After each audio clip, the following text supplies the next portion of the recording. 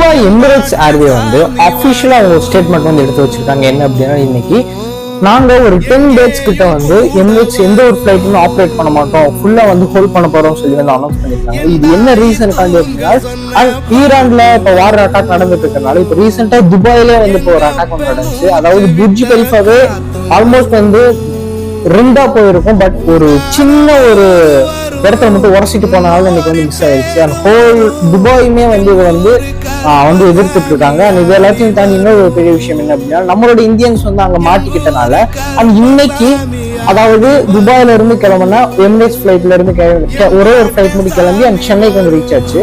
அங்கிருந்து பாதி பேரை வந்து மீட்டுட்டாங்க. இன்னொரு விஷயம் என்ன அப்படின்னா, இன்னைக்கு சென்னையில இருந்து துபாய் போன எமிரேட்ஸ் ஏர்வே வந்து திருப்பியும் துபாய் வரைக்கும் போய் அகைன் அங்க வந்து லேண்ட் பண்ண முடியாம திருப்பி அந்த ஃபிளைட்டை வந்து அதாவது திருப்பி வந்து சென்னையில வந்து